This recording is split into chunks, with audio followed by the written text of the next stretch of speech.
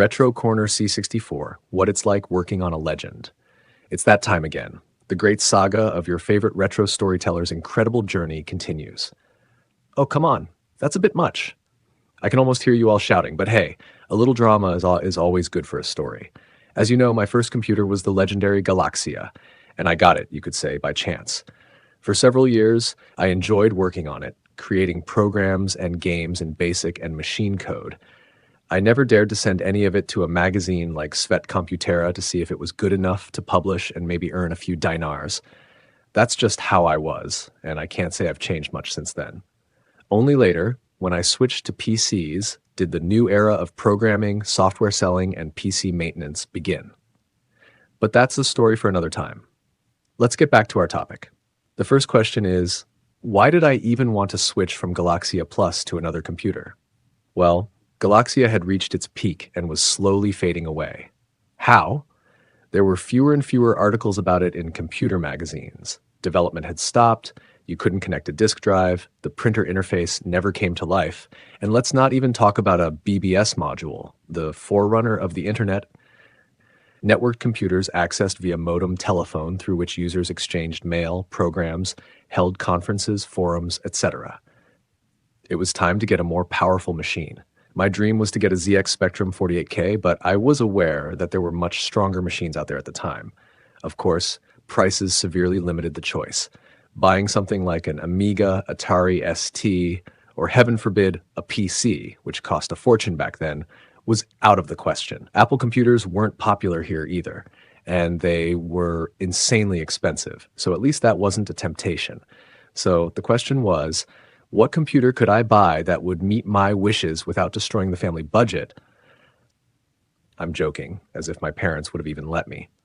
I read about many computers, compared their specs and prices, checked if used ones were available locally, and remained completely undecided. Then came the turning point. A school friend invited me over to show off his new computer. Of course, you can already guess which one it was.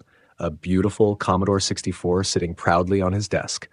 It had a dedicated Commodore dataset, which was far superior to the music cassette players we used back then. You only had to align the head once, and when I found out there was even a program for that, I was thrilled. Then came the loading speed. Many people complain about the slow loading times from cassette on the C64, but they often overlook the existence of turbo loaders that could speed up loading more than 5 times. Incredibly fast, especially compared to some other computers. And then the C64 programs read games. The color, the graphics, and the sound. What sound? Truly phenomenal music with great sound effects in most games we played endlessly. That evening, when I came home, I dove into magazines to learn everything I could about the C64. Its hardware was incredibly diverse and powerful, and the software, thousands upon thousands of fantastic programs and games. There were cartridges with instant loading software, disk drives, printers, monitors, modem modules for BBS connections, and so on. The possibilities were enormous. By then, used C64s could already be found here at reasonable prices. So, with a bit of sadness for not getting my dream ZX 48K, I set out to find a C64. I checked newspapers, asked around, talked to friends, and eventually found out that a man who traveled abroad was selling a C64 with a power supply, data set, several tapes with programs and games, a Simon's Basic cartridge, and the book Commodore 64 for All Time, whose real value I would only later discover.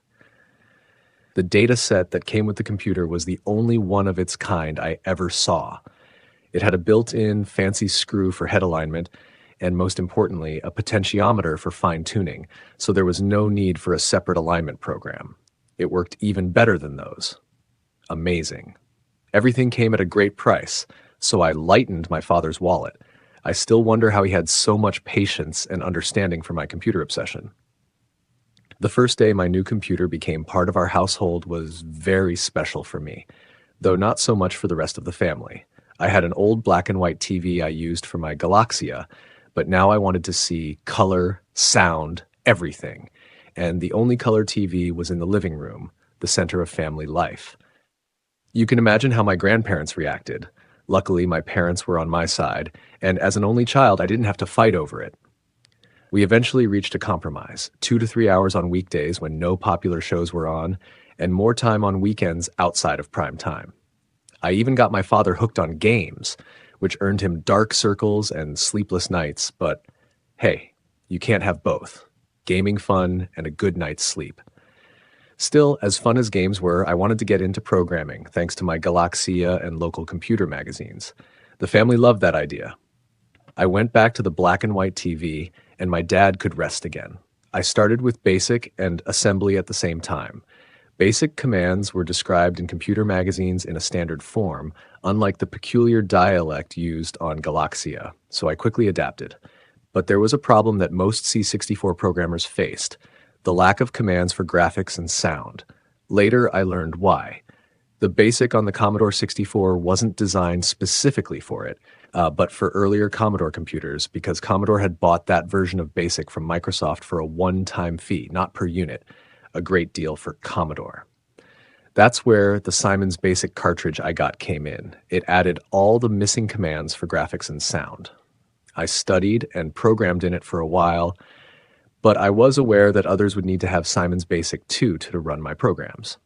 So I also learned how to achieve these things in plain BASIC using the poke command, which writes values directly into memory cells. It meant manually writing numerical values into memory locations that controlled graphics and sound, and getting the desired results. Fascinating. But the real fun began when I started programming in assembly. I used 2 books, Programming in Machine Code for Z80 and 65502 microprocessors, and Commodore for all time. Thanks to the latter, I had all the BASIC and assembler commands, key memory addresses, everything I needed for programming in both BASIC and assembly. Anyone moving from Z80, used in Galaxia, to 6510, used in Commodore, experienced a bit of a shock. The Z80 had far more instructions, more 8 and 16-bit registers, and other conveniences, while the 6510 had only 3 main 8-bit accumulators for users and a few additional system registers, earning it the mocking nickname, the traffic light. It also had a special 0 page in memory for key system addresses, making it trickier but more fun to program.